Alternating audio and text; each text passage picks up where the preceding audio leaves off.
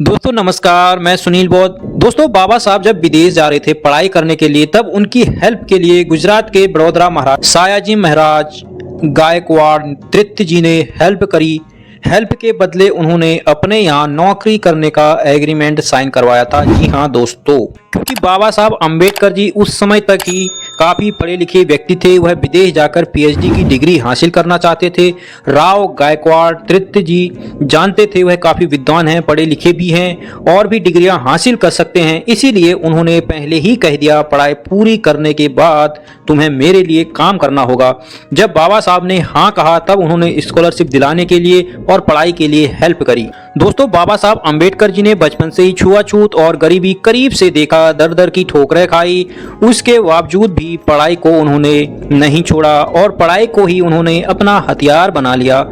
देश से लेकर विदेशों तक आज तक उन्होंने इतनी पढ़ाई की, दशकों तक बड़े से बड़ा स्कॉलर उनके आगे बैठने से, उनके चर्चा करने से डरते थे। दोस्तों दलित समाज से आने वाले हमारे बाबा साहब डॉक्टर भीमराव अंबेडकर जी की पढ़ाई का अंदाजा आप इसी बात से लगा सकते हैं कि उनके पास 32 डिग्रियां थी और 9 भाषाओं का प्रखंड ज्ञान था। लेकिन इतना सब कुछ होने के बावजूद स्थिति इतनी दयनीय कैसे हो गई, उन्हें नौकरी पाने के लिए दर दर की ठोकरें खानी पड़ी।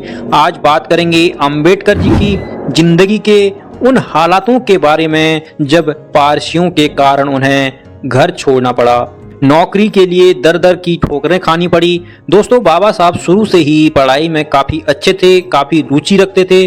उन्होंने मुंबई कॉलेज से अपना ग्रेजुएशन पूरा कर लिया था। 1913 और 1916 के बीच उन्होंने कोलंबिया विश्वविद्यालय न्यूयॉर्क से अर्थशास्त्र में एमए की डिग्री प्राप्त की। फिर उन्होंने लंदन स्कूल ऑफ इकोनॉमिक्स से डॉक्टरेट की डिग्री हासिल की। उन्हें विदेश भेजने के पीछे गुजरात के बड़ौदा के महाराज साया राव गायकवाड़ तृतीय का हाथ था। उन्होंने बाबा साहब को विदेश में पढ़ाई करने के लिए मदद की। विदेश जाने से पहले उन्होंने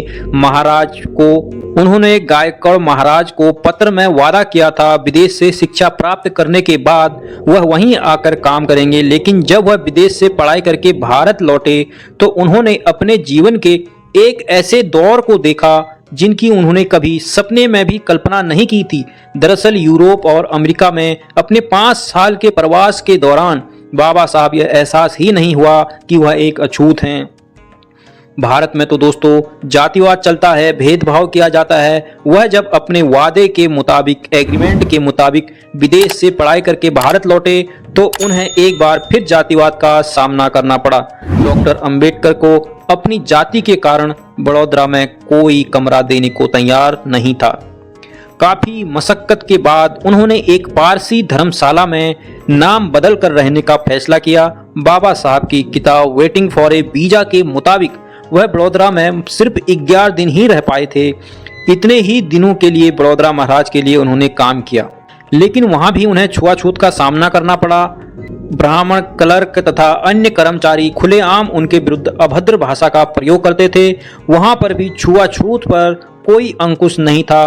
कागज की फाइलें तक दूर से ही बाबा साहब की टेबल पर फेंकते थे ताकि उनसे संपर्क से बचा जा सके। यह सब सहते हुए डॉक्टर अंबेडकर अपना काम करते रहे।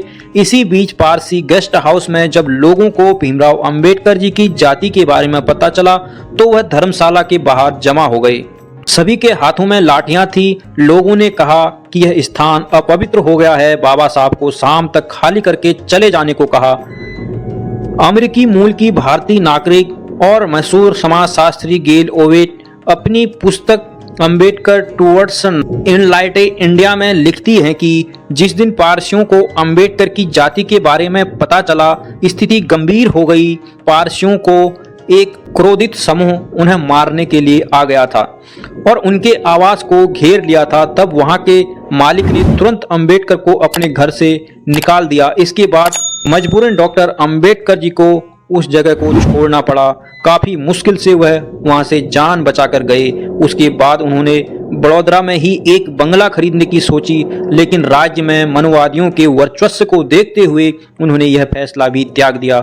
17 नवंबर 1917 को डॉक्टर अंबेडकर को अपनी जान बचाने के लिए बड़ौदा को छोड़कर जाना पड़ा। तब उनकी मदद किसी ने नहीं की। यहाँ तक कि बड़ौदा के राजा गायकवाड़ भी देखते रहे और मदद नहीं की उन्होंने, ना ही बाबा साहब अंबेडकर जी के साथ खड़े रहे। उसके बाद डॉक्टर अंबेडकर विदेश से डिग्री लेकर आए। नौकरी के लिए दर दर भटकना पड़ा। फिर विभिन्न सरकारी और निजी संगठनों द्वारा उनको रिजेक्ट किए जाने के बाद उन्हें मुंबई गवर्नमेंट लॉ कॉलेज में राजनीतिक अर्थशास्त्र के प्रोफेसर के रूप में नियुक्त किया। यहाँ उन्होंने 2 साल तक काम किया। इसके बाद वह अपनी पीएचडी की डिग्री पूरी करने के लिए लंदन चले गए। ऐसे में दोस्तों, जो मनुवादी यह कहता है राजा ना होते तो बाबा साहब कभी महान नहीं बन पाते, तो उनको यह वीडियो जरूर भेजना कि बाबा साहब विदेश जाने से पहले ही भारत में अपनी पढ़ाई पूरी कर चुके थे। सब मनुवादियों को यह वीडियो जरूर भेजो। उनकी सोच पर यह एक करारा तमाचा है। राजा ने मदद तो की, बदले में उनसे अपने यहाँ नौकरी करने का कॉन्ट्रैक्ट साइन करवाया। जब बाबा साहब लौट कर आए तो उनके यहाँ नौकरी करने चले गए, लेकिन छुआछूत के कारण उनके रहने की व्यवस्था भी राजा नहीं कर पाए। राजा चाहते थे कि इतने पढ़े लिखे व्यक्ति मेरे लिए नौकरी करे, पर उनके लिए एक कमरे की व्यवस्था न कर पाए। जब छुआछूत और जान पर बनी तो राजा वहां पर भी अंबेडकर जी के साथ खड़े नहीं रहे। राजा चुप्पी साधे रहे।